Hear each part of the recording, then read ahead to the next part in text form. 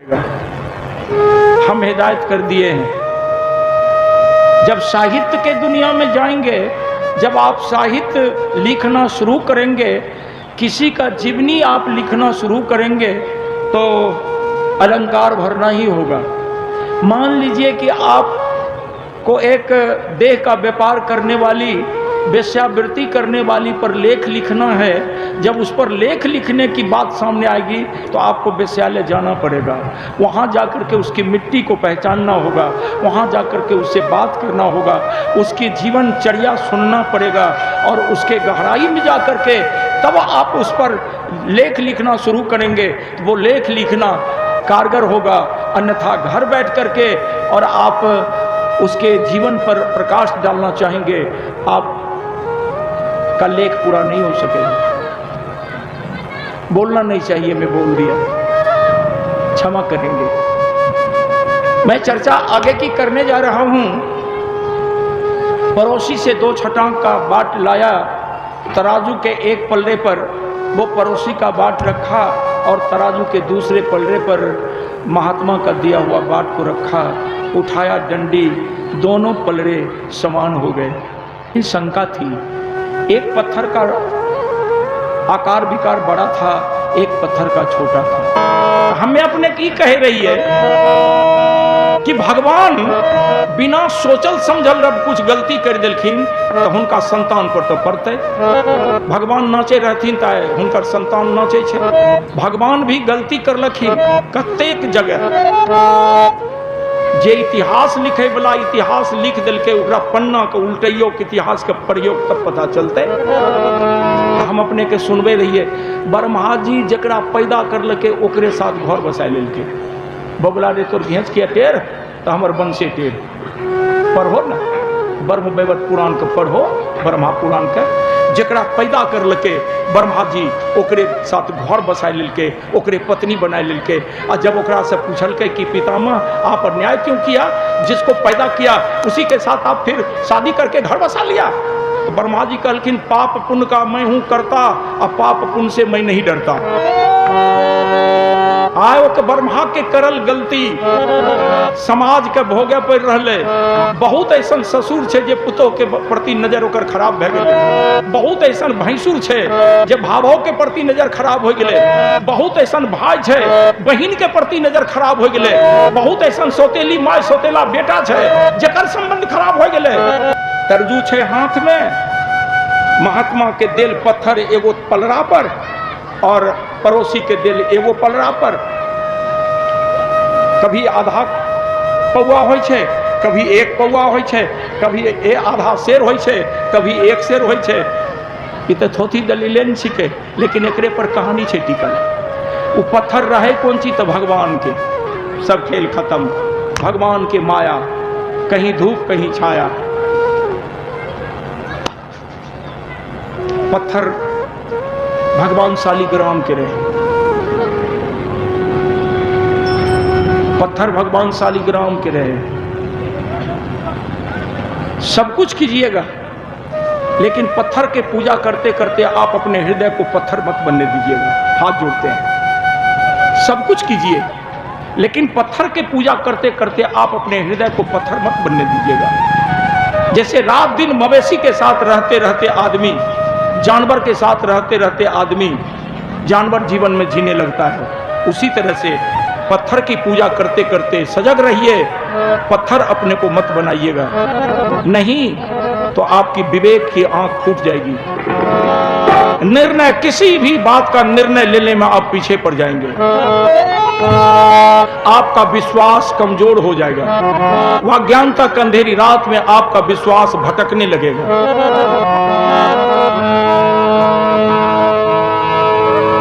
वो मांस बेचने वाला अपने दुकान के सारे बाट को फेंक दिया, सारा बटखरा को फेंक दिया। यहाँ कथाकार ने एक पंक्ति दी है, जितना जो अर्थ दिया करता, जितना जो अर्थ दिया करता, बस मांस भी उतने देते थे। वह शालिग्राम की लीला थी, बस उसके पाकर चरते थे। जितना जो अर्थ दिया करता बस मांस भी उतने देते थे। वह शालिग्राम की लीला थी, बस उसके पाकर चरते थे। काले गुन गा ले प्रभु को मना ले, काले गुन गा ले प्रभु को मना ले। क्या जाने कब तेरी नगरी छूट जाए, क्या जाने कब तेरे साथी छूट जाए। जीवन का डोर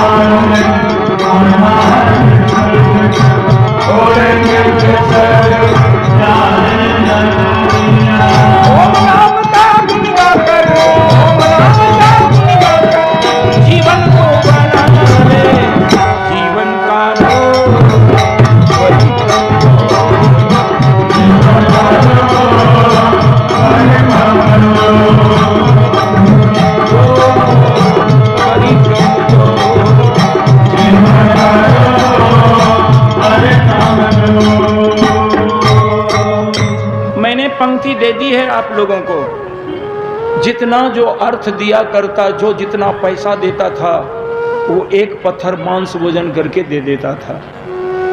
जितना जो अर्थ दिया करता बस मांस भी उतने देते थे। वो शालिग्राम का लीला थी, बस उसके पाकर चढ़ते थे। कार्यक्रम आरंभ है बंधुओं। दिन बीता, रात बीती, भोर हुआ। मांस बेचकर वह मांस बेचने वाला दुकानदार नदी के खपेट के किनारे स्नान करने पहुंचा है। जिस नदी के किनारे स्नान करने पहुंचा है, उस नदी के किनारे में एक तपस्वी तपस्या कर रहे थे कुछ दिनों से, कुछ महीनों से। लोगों की आदत बनी थी, शहर से जितने लोग जाते थे स्नान करने नदी में, वो महात्मा तपस्वी के लिए कुछ कुछ भोजन की व्यवस्था करके, दूध दही लेकर के, फल आदि लेकर के जाते थे। लेकिन दुर्भाग्य हुआ 2, 4, 5 दिन से कोई व्यक्ति कुछ लेकर के नहीं पहुंचा। साधक जो साधना करने वाले नदी के किनारे हैं, वो बैठ करके सोच रहे थे कि 2, 4, 5 दिन से कोई भक्त कुछ लेकर के नहीं आया।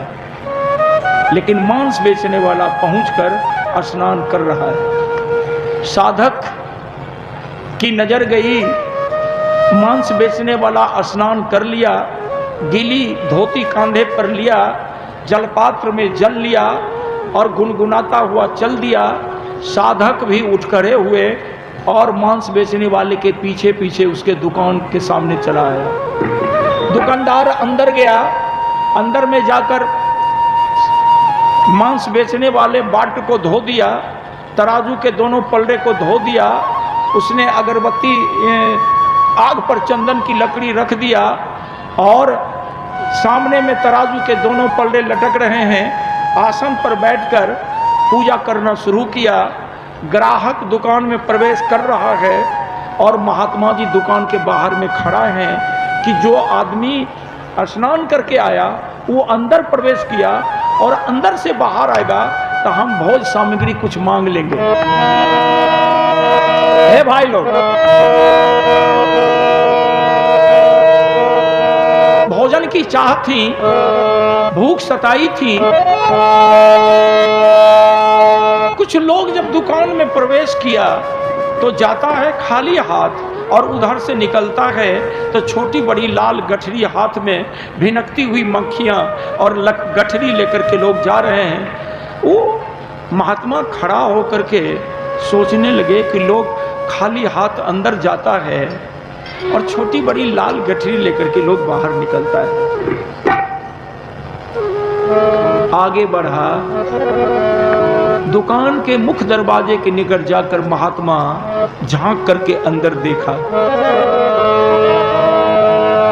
देखी मुनि मन घूम गए, देखी मुनि मन घूम गए, मांस बेचे पर है तो कसाई, देखे तुला पर मांस लेहू, मुनि राज हृदय में ये न समाई। महात्मा हक्का बक्का हो गए। एक बार फिर सुन लीजिए आप लोग। देखी मुनि मन घूम गए, देखी मुनि मन घूम गए, मांस बेचे पर है तो कसाई, देखे तुला पर मांस लेहू, मुनि राज हृदय में ये न समाई। ईते मुसलवा मुस्काई के बेचे, मांस पर शालिग्राम चढ़ाई, और देखे तुला पर शालिग्राम तो ताही को मांगन में मन भाई, ताही को मांगन में मन भाई। महात्मा ने आवाज दी, ए बाबू कौन हो दुकान में? दुकानदार उठा, ललकता हुआ आगे बढ़ा, हाथ की उंगलियां खून से ओत-प्रोत है। देखा महात्मा बेधड़क आगे बढ़कर, खून से ओत-प्रोत हाथ की उंगलियां हैं। महात्मा का पांव छूने हाथ बढ़ाया, महात्मा पीछे हट गए।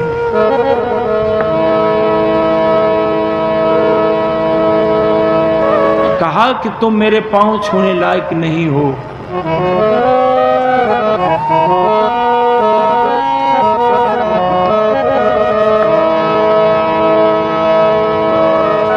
दुकानदार पूछा कि जब मैं आपका पांव छूने लायक नहीं हूं तो आप सुबह के समय मेरे दरवाजे पर क्यों?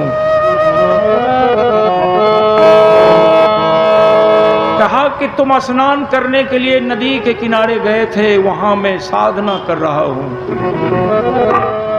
मुझे भूख सताई, मैं तुम्हारे पीछे तुम्हारे घर के दरवाजे तक आया, खोदा पहाड़ निकली चूहिया। मैं सोचा था कि कोई सात्विक प्रवृत्ति वाला आदमी हो तुम, लेकिन तुम कसाई निकले।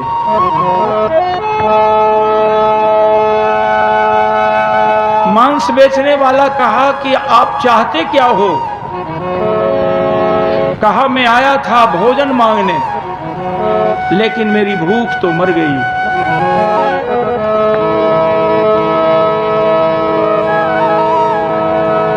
किस धर्म को मानने वाले हो तुम? कहा कि मुसलमान हो। तुम मुसलमान हो? मांस बेचने वाला कहा कि आश्चर्य क्यों कर रहे हो आप? मुसल्लब जोर ईमान बराबर मुसलमान, जिसके पास सर्वोपरि ईमान होते हैं वही मुसलमान होते हैं, जिसके पास ईमान नहीं होते वो मुसलमान नहीं, वो काफिर होते हैं।